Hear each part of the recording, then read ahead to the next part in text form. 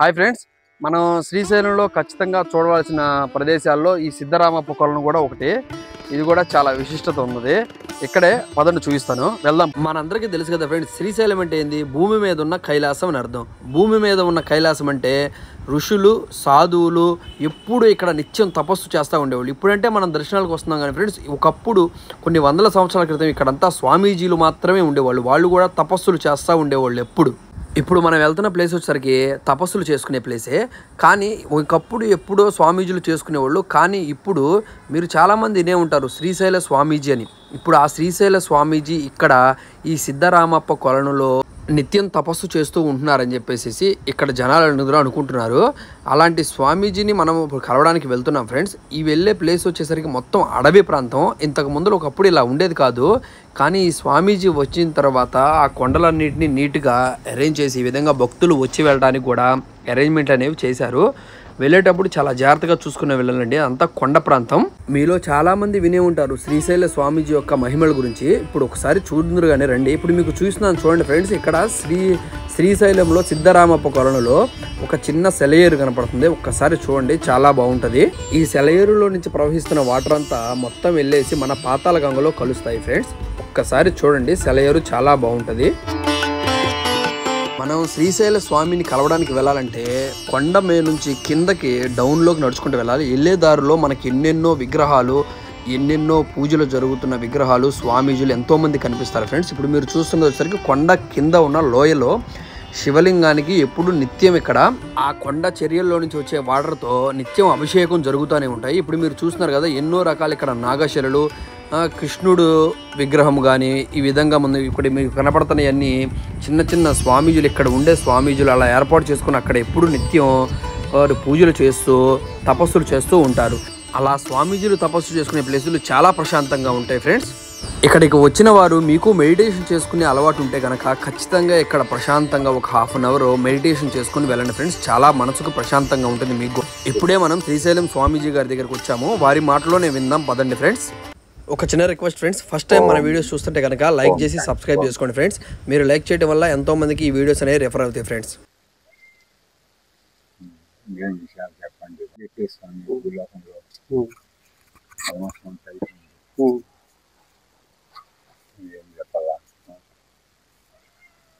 ధర్మం చచ్చిపోయింది, అధర్మం అంతా శుతిమించిపోయింది.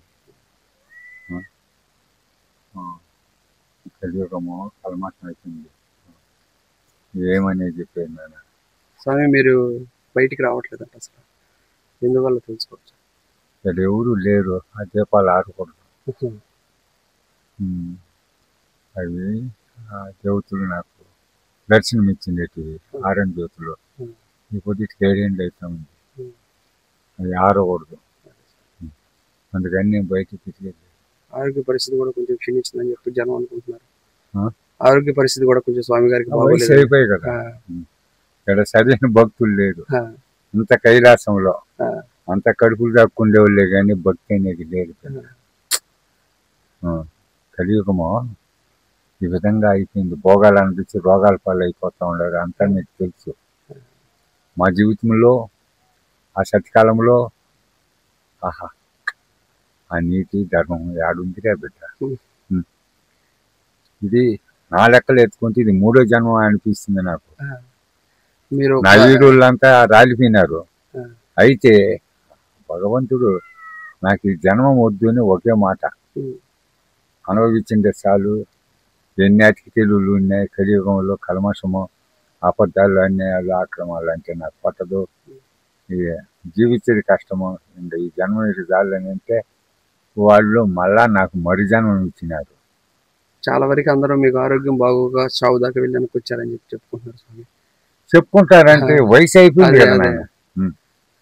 వయసు దేవాని దేవతలు కూడా మానవ రూపంలో అవతారం ఎత్తారు. కలియుగం కల్మషం అయిపోయినప్పుడు వాళ్ళు మళ్ళా ఈ మురికి జీవితము ఇక్కడనే వదిలేసి మళ్ళా వాళ్ళు సూక్ష్మ రూపంలో వెళ్ళిపోతారు. ఇది కలియుగంలో ఉండేది. కాబట్టి అందులో నేను ఒకరిని, నేను మానవుణ్ణి. ఆ సర్వేశ్వరుడు అమ్మ దేవుళ్ళు చేసినారు. చేస్తే మరి ఎంతవరకు వాళ్ళు నిర్ణయం అంతే. కలకాలం ఉండాలంటే కాదు కదా. జన్మము కూర్చో, జీవితం అంటే విలువైంది, జీవం పోతే పారేసేది. మురికిలో పుట్టిండే జీవితం మట్టిలో పోక తప్పదు. పోతా బిత్తిరి ఏం మిగిలేదు లేదు. ఇది మానవ జీవితంలో చరిత్ర. అది ఏదో ఆ కాలంలో వాళ్ళు రాసుకునింది. నేను చిన్న వయసులో పడిండే బాధలు అది సామాన్యం కాదు. అన్ని అవసరాలు పడినా కానీ నా జీవితంలో తలుచుకుంటే ఇదంతా ఏంటి, ఇదంతా పొట్టు, ఈ భోగాలు, ఈ కష్టాలు అవన్నీ తలుచుకుంటే చాలా కష్టము. 3 స్కూళ్ళు చదివినా నేను. అంత నరకం అనిపించిన ఆ కాలంలో. 3 స్కూల్లో చదివి కూడా 1.5 తరగతి నా బతుకు. ఆ దేవతలు ఇప్పుడు నాకు అదంతా వాళ్ళ అనుగ్రహం ఉంది కాబట్టి ముందు జన్మ పూజ ఫలం ఈ జన్మలో ఫలించింది. ఎంతవరకు మల్లన్న స్వామికి అంకితం చేసేసారా స్వామి? మల్లన్న స్వామికి అంకితం చేశారా? అంతే అంతే, ఇప్పుడు అంతే. అదే వాళ్ళకే, వేరే భోగభాగ్యాలు ఏమి లేదు. కూతురు కొడుకులంటే ఒకడు తాగుబోతుడు, వాడిని తాపిచ్చి అమ్మ కొడుకు చిన్న కొడుకు చంపేసిరే. ఇంకొకడు ఉన్నాడు దొంగోడు, మాత వెళ్ళిపోయింది. వాడు ఎప్పుడు పోతాడో తెలీదు. వాడు మోసాలు చేసినాడు, ఆస్తి రాపించుకొని మోసం చేసినాడు. కూతురు ఆ దేవుని నిర్ణయంతో ఆమె బాగానే ఉంది, హైదరాబాద్లో ఉంది డాక్టర్. అప్పుడప్పుడు ఫోన్ చేస్తుంది. మనకి నల్లముండగాడ 12 ఎకరాలు ఎస్టేట్ ఉంది, వాడు ఉండు నేను అన్నీ చూసుకుంటాను అంటుంది. నేను భూలోకానికి రాను. సర్వాధికారి సర్వేశ్వరుడు నన్ను బతికించినాడు. మరి నా జీవితం వాళ్ళ కట్టిన కానీ మళ్ళీ భూలోకానికి నేను రాను, కైలాసంలో నేర్చుకోవాలని. ఎప్పుడో ఒకప్పుడు బుద్ధి పుట్టం వస్తుంది పోతుంది. ఇది ఇదంతా అనిపిస్తుంది. అది ఇంకోటి ఉంది ఎవరన్నా మంచి భక్తులు వస్తే వాళ్ళకు వ్యక్తగతంగా నా జీవిత చరిత్ర చాలా రకాలైన మానవులు మురికిల్లో పడి పాపము, మోసాలు ఎక్కువైతున్నాయి, అన్యాయాలు, ఆక్రమణ, ఎటు చూసిన ధర్మం అనేది. ఈ ప్రాజెక్టుల వల్ల అందరికీ ఆహారాలు కొత్తలేదు, అహంకారాలు ఎక్కువైతున్నాయి, భోగాలు అనిపించేసి రోగాలు పాలది భోగము. ఇలానే ఉంటుంది స్వామి. ఏదన్నా ముందుగా పరిస్థితులు ఏమన్నా మారుతాయి అంటారు? నాకు ఘోరం అవుతుంది, ఇంకా ఘోరం అవుతాయి. ఇంకా ఘోరం, చాలా కష్టము. మానవతా విలువలు అనేవి చాలా కష్టం రా బిడ్డ. జీవితము నానాటికే చాలా కష్టము. నీతి నిజాయితీ లేనప్పుడు ఏముంటావు? ఇప్పుడు ఒకడు దొంగ ఇక్కడ వచ్చినారు, సిబిఐ వచ్చినారు, అసలోడు బ్యాంక్కి కొట్టిండేవాడు ఇట్లా మొట్టా గ్రూప్ ఉందని, అది ఒక పబ్లిక్. దీంట్లో మీరు మామూలుగానే వాళ్ళలో ఈడు ఒకడు ఉంటాడు, అందరిని అతిపేస్తారు బొక్కలో. ఒక్కొక్కరు ఎంత తెలుసుకుంటారు. అదే నాది ఇది హోటల్ పట్టేది అంటే నాది ఎలకలు పట్టేది, నేను అడక తినేవాడిని, నేను ప్లాట్ఫామ్ వాడిని, అందరిది తేలిపోతుంది. అసలు ఎవరు అంటే వాడికి తెలుస్తాడు. ఎంఏ బిఏ చదివినాడు, బాంబే పోయిచ్చినాడు, కలకత్తా పోయిచ్చినాడు, ఫారెన్ పోయినాడు, అమెరికా పోయినాడు అంటే అసలు ఈడు అని చెప్పి వేసుకుంటారు. అవునా కాదా? ఒరే అమ్మా ఆ నా కొడుకు ఇంటికి పోయి మనం జైలు పాలు అయిపోతున్నా అని వాళ్ళు చేతులు ఇదిలించుకొని వస్తారు. కాకపోతే కర్మ అనేది ఎరువును సావాసం చేసినా అందరూ అనుభవిస్తారు. ఇది కూడా అట్లాంటి మానవులు బుద్ధి జ్ఞానం అంతా ఉంది. మహాత్మా గాంధీ స్వరాజ్యం తెచ్చి ఇచ్చినాడు, ఏమని అందరూ కలిసిమెలిసి అవునండి. జీవించండి, రైతు లేనిదే రాజ్యం లేదన్నాడు. అంతా రైతుకు పుట్టిండేవాళ్ళే. అవును. ఇప్పుడు ఇంగ్లీషులు మాట్లాడి అవునవును సార్. టౌన్లో చేర్చి హైటెక్లు జిమ్టెక్లు చేసి పాపాలు చేస్తా ఉన్నారు, కానీ న్యాయం చేయలేదు. అవును సార్. మురికిలో పుట్టిండేవాళ్ళు వీళ్ళు, మునమోపులో. వీళ్ళు మాకన్నా మించిన మొత్తం ఇది లేరు అని అంటారు. ఎట్లా చెప్పండి? అవును. పరమాత్ముడు ఏం చెప్పినాడు? తల్లిదండ్రులకు మించిన దైవం లేదు అన్నాడు ఫస్ట్. అవును. కారణమేమి? భూలోకంలో జరుగుతా ఉండే ఒక చరిత్ర. మానవుడే మహనీయుడు, మానవుడే దేవుడు అన్నాడు. ఓటన్నా పట్టుకుంటా ఉన్నారా పోనీ? చెప్పండి. మీరు ఎంతమంది ఉన్నారు చెప్పండి స్వామి.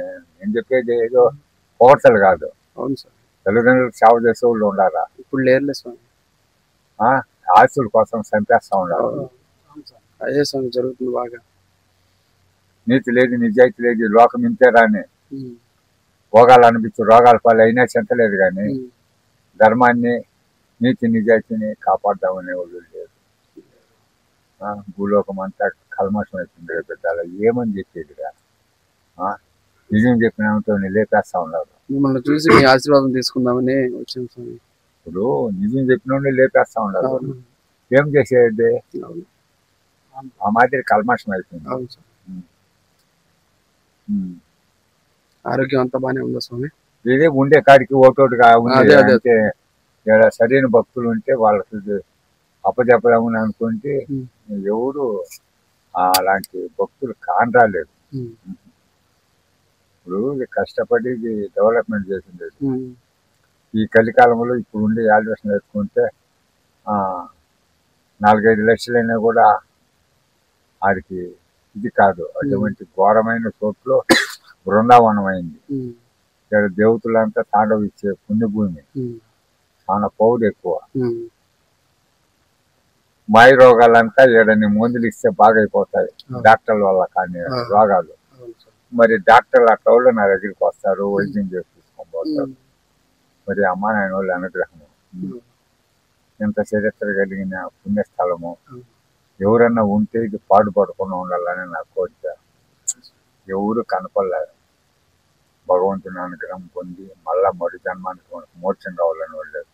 ఈ జన్మలో ఏదో అనుభవించేసి సారాగా చేసి డ్రామాలు ఆడుకొని పోతే అంటారే, కానీ మరు జన్మని గురించి ఆలోచన చేసేవాళ్ళు లేరు. అదే కలియుగం. ఎట్లా చెప్పండి? ధర్మాన్ని నువ్వు కాపాడు, ధర్మం నేను కాపాడుతుందంటే ఎప్పుడూ కాపాడేది. ఇప్పుడు అన్యాయం జరిగిందంటే అది నాకే వస్తున్న పొజిషన్లో ఉండాలి మానవుడు. అవునా కదా? ధర్మాన్ని గురించి ఎవరు ఆలోచన చాలా కష్టకాలం అవుతుంది. మనిషిని అహంకారాలు ఎక్కువైపోయి మనిషిని దోచుకుంటే రోజులు రాబోతాయి. ఇంకా పరిస్థితులు ఇంకా చాలా ఘోరం అవుతుంది.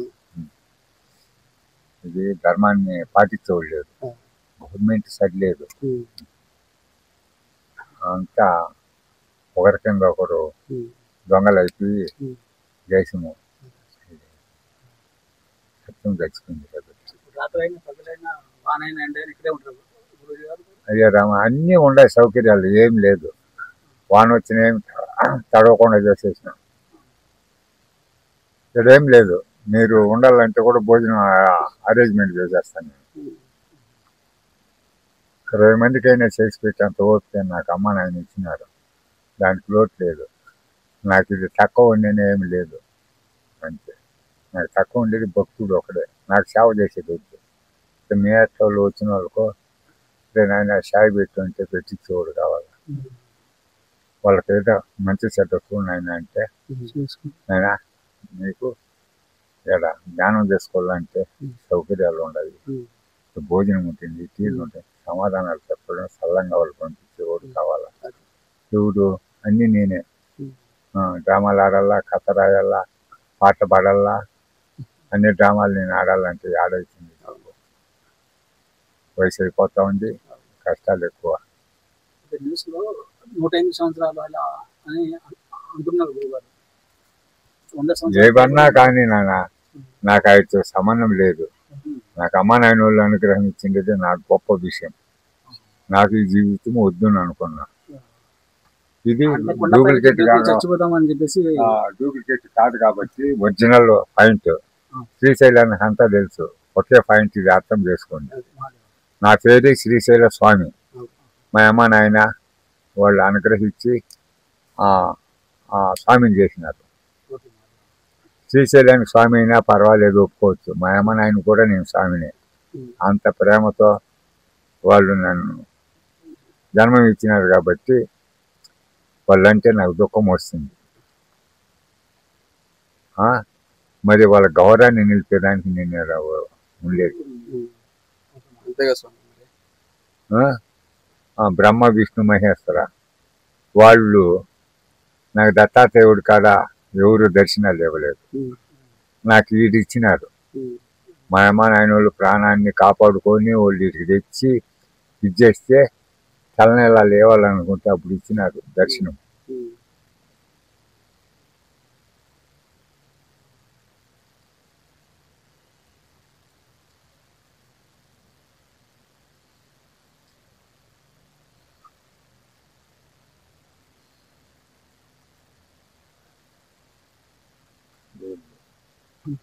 బ్రహ్మ విష్ణు మహేశ్వర ముగ్గురు వీళ్ళు. ఈ అమ్మ గౌరీ మాత ఎక్కడ ఉండిందో తెలియదు, మేము వచ్చి చేరుకునింది. మళ్ళా మా అమ్మ నాయన అర్ధనారీశ్వరులు వీళ్ళిద్దరు. వీళ్ళు ఇంత మాత్రం నాకు తెలుసు. మిగతా వీళ్ళంతా దోరపాలకులు, వీళ్ళ బతులు. వీళ్ళు ముగ్గురు తలనీలాలు ఇచ్చేయాలనుకున్నాను. ఉగాది వచ్చింది, ఇక్కడ పని చేస్తా ఉండే కళ్ళకి అర్థం వస్తానంటే బుధాల కాడికి వచ్చేటి నెట్టిలు చాలా పలసన్నాయి. కళ్ళకి వస్తా ఉంటే గుడ్డ కట్టేసి పని చేసుకుంటేవాడిని. సంవత్సరానికి ఒకసారి తలనీలాలు ఇచ్చేవాడిని. అట్లా వాడిని ఇచ్చేస్తాము అని చెప్పి స్నానం చేయకపోతే అంతలా తిట్లు, వీటికి పొడుగోగుడు, ఏంటికి ఆడుకునే ఆడికి 3 తిట్లు. ఎట్లా బయట ఎట్లా అంటే 3 తిట్లు వచ్చినాయి. అయ్యో ఇచ్చేదానికి కాదు అని ఆనందం అయిపోయి కొద్ది స్నానం చేసి నీ మందిరము పరిపూర్ణం చేసిన, ఇదంతా శుద్ధం చేసి ఆ బొమ్మలు కడిగి చేసి ఇచ్చేస్తే కొబ్బరికాయలు గుడికి పోకూడదు, పొద్దున్నే పూజ చేయాలని చేస్తే కరెక్ట్గా దేవుని అనుగ్రహం ఏమో కానీ ఒకటి విచిత్రము.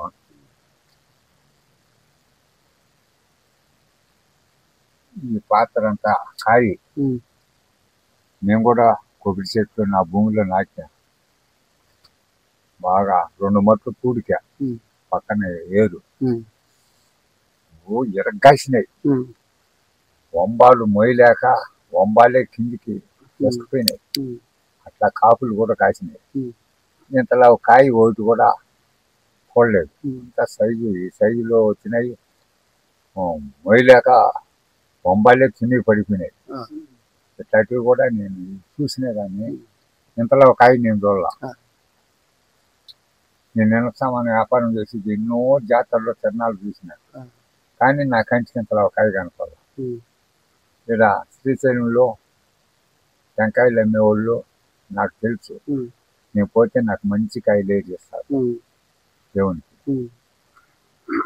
ఆ టయానికి పోతే పెద్దది వాళ్ళు ఇది ఉంది, టెంకాయలు పోతే దాంట్లో ఒక మూట పోసుకొని ఎక్కిచ్చేస్తూ ఉంటారు.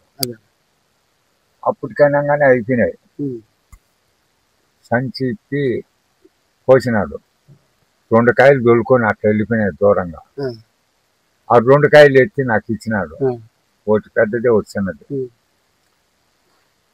దాన్ని చూస్తే విచిత్రం అవుతా ఉంది నాకు. ఇంతే పొడుగుంది, ఇంతే లావు ఉంది జుట్టు. కాయ ఎంత లావు, జుట్టు ఎంత లావు, ఎంత పొడిగే ఉంది. నేనేమో ఇది జాలికాయ అంటారు, గొడ్డుకాయ అంటారు. ప్రేమతో ఇచ్చా ఉమ్.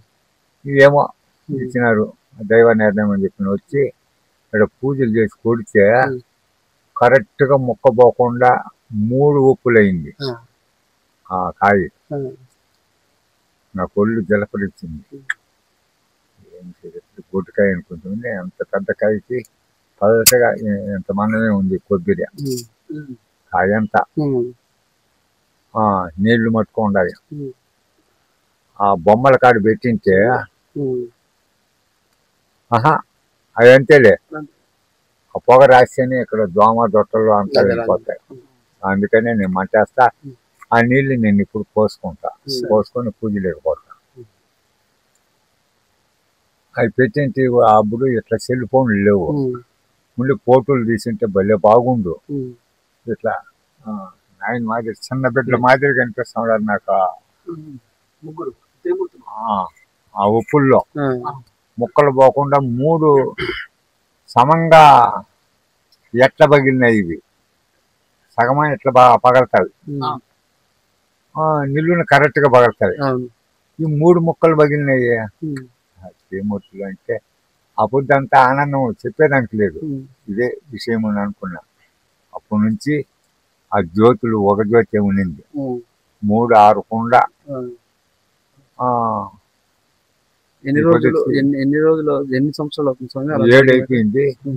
8లో ఇప్పుడు జరుగుతా ఉంది. 8 జరుగుతుంది. ఈ మధ్యన 1 సంవత్సరం అయిండొచ్చు. మళ్ళీ అమ్మా నాయనది అర్ధనారీశ్వరుడు. అది ఒక స్వామి తెచ్చి ఇచ్చినాడు. వాళ్ళిద్దరిని ఆడబెట్టినారు. జరుగుతూ ఉంది. ఇంకా దైవ నిర్ణయాలు ఎప్పుడు చేస్తారో ఏమో నాకేం తెలియలేదు. ఈ జ్ఞానమందిరము దొంగల పాలు తాగుబోతులు పాలు కాకూడదు అని నా బాధ. ఏదో మంచి భక్తులుగా ఉండేవాళ్ళు కోరుకో అప్పచెప్పదామని ఏం దిక్కులేదు బిడ్డ. ఇది నా బాధ. పరమాత్ముడు అన్నీ నాకు ఇచ్చినాడు. దీనికి ఆ నిర్ణయం కూడా పరమాత్ముడే తీసుకుంటాడు. తీసుకుంటానంటే శ్రీకృష్ణుడు ఏం చెప్పినాడు? భూలోకంలో ఆయన అవతారం ఎత్తినప్పుడు భక్తుడు అనేవాడు 100కి 1 కోటుకొకడేని అన్నాడు. నన్ను ఏదో ఒక భక్తుడు అనుకో, ఒక నాభ అనుకో. కానీ ఇంకొకటి చిన్న నాభన్నా దీనికి దమ్మ చేస్తే దీన్ని కాపాడతాడంటే నాకు ఆత్మశాంతి ఉంటుంది. వేరే ఏం అక్కర్లేదు. వాడు నాకు సేవ చేయట్లేదు. నేనేదో పూజలు చేస్తా, వచ్చిన వాళ్ళు చేస్తా, భక్తులు ఇదంతా డెవలప్మెంట్ చేసుకుంటే చాలు. చాలా పౌర్యడా. ఊళ్ళో పోదారి వచ్చినాడు, మా అమ్మ నాయన పంపించినారు. ఇవన్నీ తెలుసుకుంటే నాకు దుఃఖం వస్తుంది, బాధ అవుతుంది. మీరు ఎప్పుడు వెళ్ళారా గురువారు? నెలకు ఒకనాడు పోతా. ఇప్పుడు ఓపిక తగ్గింది. డబ్బు కట్టేసి వస్తా. 5,555 కట్టేస్తాను నేను అన్నదానాన్ని. ఇక్కడ వైద్యం చేస్తాను. భక్తులు కానుకలు ఇచ్చింది ఇదంతా కూడా పెట్టి ఇచ్చేస్తా వస్తాను నేను అమ్మ నాయనతో. ఎటువంటి వైద్యం చేస్తాం స్వామి? ఏమో మనోరోగాలు వస్తాయి. మైండ్ పని చేయలేదు, నిద్ర లేదు, ఆకలి లేదు అని అంటారు. వాళ్ళకి మందు కట్టినారంటే 3 కట్లు కట్టి ఫినిష్ అయిపోతుంది. దేవునికి 5,000 పెట్టాలా ఉన్న విషయం అది. నొప్పులకి అయితే తైలము 200 డబ్బి. ఇప్పుడు ఏడ పూసుకోవాలంటే ఫ్రీ ఇస్తా, 10 నిమిషాల్లో తగ్గుతుంది.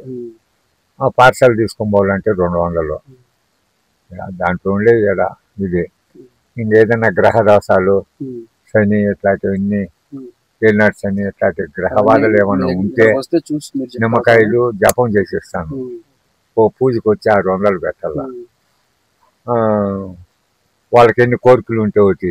ఇంటి దోషాలు అంటే ఇంట్లో వాళ్ళకి అందరి దోషాలు లాక్కుంటాయి. ఓ పూజ, మళ్ళీ కోరికలు, మ్యారేజ్ కావాలన్నా, ఉద్యోగం రావాలన్నా, భూములు కొనాలన్నా, వెహికల్ కొనాలన్నా, ఎన్నెన్నో ఉంటాయి వాళ్ళ కోరికలు.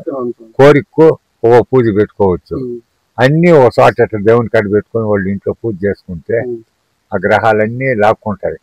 లాక్కున్నాక మళ్ళీ గంగలో కలిపేస్తే అమ్మ నాయన గ్రహాలన్నీ భస్మం చేస్తారు. ఇదే 2 పౌరు. ఈడ జపాలు చేస్తే, ఒక మాల జపం చేస్తే 100 మాలు చేసినంత పౌరు అనమాట. ఇక్కడ పౌరు ఎక్కువ. అదే స్వామి. ఈ స్థలాలను అయినా కొన్ని పౌరాలంటే మీరు అమ్మనాయన అనుగ్రహం లేని మీరు ఇక్కడికి రాలేదు. అదే అదే స్వామి. వాళ్ళు మాకు అనుగ్రహం పంపిస్తేనే ఉండబట్టే మీరు అవును వస్తారు. స్వామి, అది నిజం. ఎవరినంటే వాళ్ళు రానిరు. వాళ్ళ అనుగ్రహం ఉన్నోళ్లే ఇక్కడికి వచ్చేది. అంతే. ఇది చాలా పవిత్రమైన పుణ్యస్థలము. ఇది ఉంది, ఇది లేదని అక్కర్లేదు.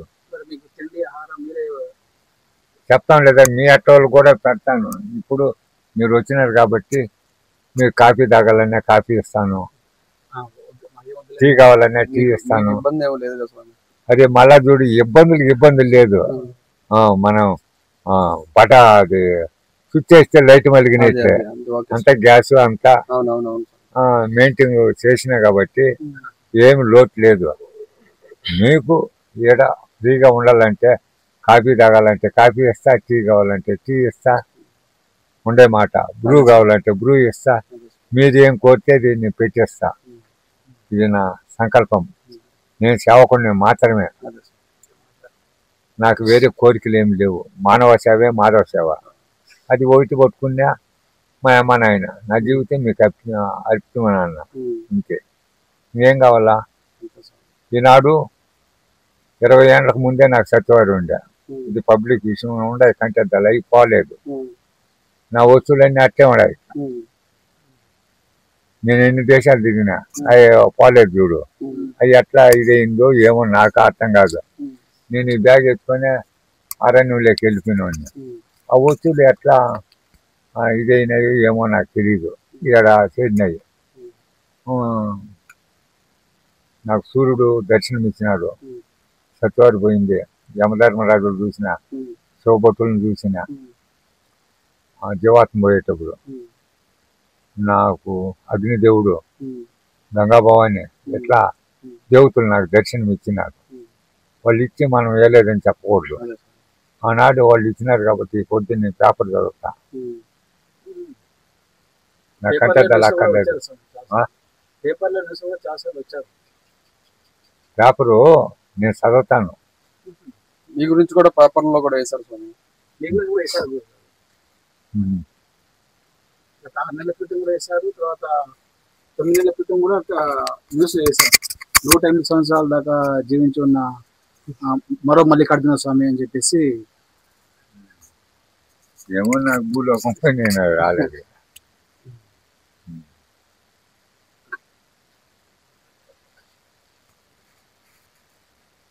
ఇది నైనా విషయం బంగారు. ఇంకేమి ఇది కలికాలం సంకల్పించినట్టే. ఇప్పుడు మంచిది, రాజు బాగుంటే రాజ్యం బాగుంటుంది. రాజే దొంగనా కొడుకు అయితే రాజ్యం ఎక్కుంటుంది. ఈ మాదిరి అయిపోయింది. చెడిపోయింది ఆయన. నీతి లేదు, నిజాయితీ లేదు, ఈ లోకం ఇంతేనన్నట్లు చాలా దిగదారిపోయింది నాయన ప్రపంచము. ఏం చేస్తాము నాయన? పెద్ద చిన్న గురువు దైవం లేదు, పాపం పుణ్యము లేదు. 100కి 160% పాపం పెరిగింది బిడ్డ. ఎవరైనా అడగండి చెప్తాడు. ముందుగా పుణ్యము అనేది ఎవడన్నా చెప్పండి. ఏదో తప్పు ఈ కైలాసంలో ఉంది. మీకు నేను చెప్తా ఉండేది, నాకన్నా మహానీయులు చాలా మంది ఉన్నారు. ఓం నమస్కారం అంటే అర్థం చెప్పానండి. మీ ఆత్మకు సరిపోవాలా. నేను ఎక్కడా మార్పుడని కాదు. ఓం నమస్కారం అంటే దాంట్లో ఏమిరా నాన్న అర్థం అని చెప్పి అడగండి. దైవ సంభూతుడైతే వాడు చెప్పినాడంటే మీకు ఆనందం అవుతుంది. ఎవడన్నా చెప్తాడేమో. కాబట్టి స్వార్థాలు, స్వామి శివధర్మం అంటారు, ఇక్కడ పొగులంతా మన ఇంటికి అంటారు, తాగుతారు, బాగా నిద్రపోతారు. ఏంటికి జన్మాలు, మురికి జన్మాలు చెప్పండి. జన్మం ఇచ్చే సాధించాలా. అన్నీ అయిపోయింది, వదిలేసినారు. పరమాత్మ అనుగ్రహంలో వచ్చినారు. మీకు ఎందుకురా ఈ భోగాలు ఇవన్నీ చెప్పండి. మీరు చెప్పండి గురువు మహాదేవ. ఓం నమ శివాయ అంటే మీరు మీ వాక్యాల్లో సంబోధించారు.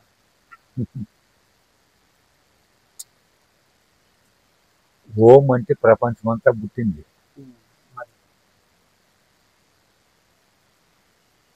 అంతా ప్రకృతి అంతా దాన్ని మనం శోధించలేము. నమ శివాయ అంటే అంతా మళ్ళా నాశనమే, మళ్ళీ అభివృద్ధి కాదు. మొదలు చివరి రెండు ఒకే దాంట్లో. ఓం నమ శివాయ అంతా దానికి ఒకటొకటి భేదక్షరాలు సమకూర్చి యావత్తు ప్రపంచానికే, ఒకటి కాదు ఎన్ని దేశాలకైనా ప్రపంచానికి ఓం నమ శివాయ అన్ని భాషలు లడికి బుడికి లడికిలు చిక్కులు కొన్ని గుడికలు ఎన్నో ఉంటాయి. గొడుగుడులో గొడుగుడు లేకుండా సర్వేశ్వరుడు అనేది సదా సర్వేశ్వరుడు, సర్వాధికారి సర్వేశ్వరుడు, సర్వానికి ఆయన ఒక్కడే సర్వేశ్వరుడు. దేవాని దేవతలంతా ఆయన్నే మొక్కసారు.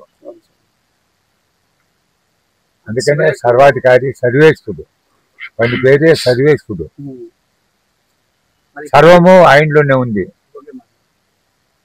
కాబట్టి ఓం నమ శివాయని విడుదల చేసినారు. దాంట్లో ఓం అంటే అంతా నమ శివాయ అంటే మనం అంతా సృష్టి ధర్మం అంతా పుట్టేసినాము. శివాయ నమ శివాయ అంటే అంత సర్వం మళ్ళా పోవడము, మళ్ళా సృష్టించడం. అందుకనే మురికిలో పుట్టిండేది మురికిలో పోక తప్పదు. కలిమి బలిమి ఏది మన ఇంటికి రాదు. ఆత్మ పరమాత్మలోకి పోతుంది, మురికి మురికిలోకి వెళ్ళిపోతుంది. మళ్ళా సృష్టి ధర్మం నువ్వు చేసిన పూజా ఫలాన్ని బట్టి మళ్ళా నీకు జన్మం ఉంది. ఇదే రొటేషన్. వస్తా బిత్తిరి పోతా బిత్తిరి ఎత్తుకొని పోయేది ఏమి లేదు. నువ్వు చేసిన పాపకర్మం ఒకటే. ఈ జన్మలో ఏం చేసినావో అది మళ్ళా జన్మలో అనుభవిస్తే తప్పదు, తప్పించుకోలేదు. ముందు జన్మలో చేసిన పూజా ఫలం కాబట్టి ఈ జన్మలో నాకు ఫలించింది. ఒకరు కాదు, ఇద్దరు కాదు, వేలాది వేల మంది. ఏమో నాకేమన్నా తప్పు చేసినారా, ఒప్పు చేసినారా, అందరూ కాళ్ళ మీద పడి మొక్కితే అందరినీ దీవిస్తా. ఏంది ఇది? కోటీశ్వరుడు కానీ వాడు రే తప్పు చేసినావు అని కాళ్ళు పట్టుకోరంటే పట్టుకుంటారా? ప్రాణం పోతే పట్టుకోరు. అవునా కాదా? మరి అందరూ వచ్చి కాళ్ళ మీద పడితే ఏంది ఇది? మన ఆయన అనుగ్రహం పౌరు. కానీ నేను దీవించక తప్పదు. నేను దీవించినాను అనుకో, నీకుండే ఒక గ్రహాలు చీరలు వేళ్ళు అంతా పోయి ఆ పాతాళ గంగలో పడుతుంది, పాతాళ లోకం కింద. ఆడ పని అంటే అమ్మా నాయన వాళ్ళు భస్మం చేసేస్తారు. చాలా పవర్ఫుల్. దేవతలంతా ఇటుకు వస్తారు, పోతారు. అటువంటి పుణ్యభూమి ఇది, సామాన్యుడి కాదు. కాబట్టి దాన్ని చూసుకొని మనం నడుచుకోవాలి బిడ్డలా. అది ఫ్రెండ్స్, చూసారు కదా, మీరు ఎప్పటి నుంచో ఎదురు చూస్తున్న మన శ్రీశైలం స్వామి ధ్యాన మందిరాన్ని మొత్తం మీకు ఇప్పుడు చూపించాను. శ్రీశైలం స్వామి వారి మాటల్లోనే ఎంత పవర్ఫుల్ అనేది మీరే విన్నారు కదా. ఈ అడ్రస్ వచ్చేసరికి సిద్ధరామప్ప కొలను దగ్గరే ఉంటుంది. స్వామి గారి అడ్రస్ ఇక్కడే ఉంటున్నారు ప్రజెంట్. మీరు ఏమన్నా స్వామి గారికి మీకు సంబంధించిన ప్రాబ్లమ్స్ ఏమన్నా స్వామి గారితో మాట్లాడుకొని దానికి పరిష్కారం అనేది స్వామి గారి చేతిలోనే ఉండిద్ది. మీకు ఎటువంటి సమస్యలు ఉన్నా ఈ వీడియో మీద మీ ఒపీనియన్ కామెంట్ చేయండి ఫ్రెండ్స్. మీకు కనుక వీడియో నచ్చితే మీ ఫ్రెండ్స్ అండ్ ఫ్యామిలీకి షేర్ చేయండి ఫ్రెండ్స్. బాయ్.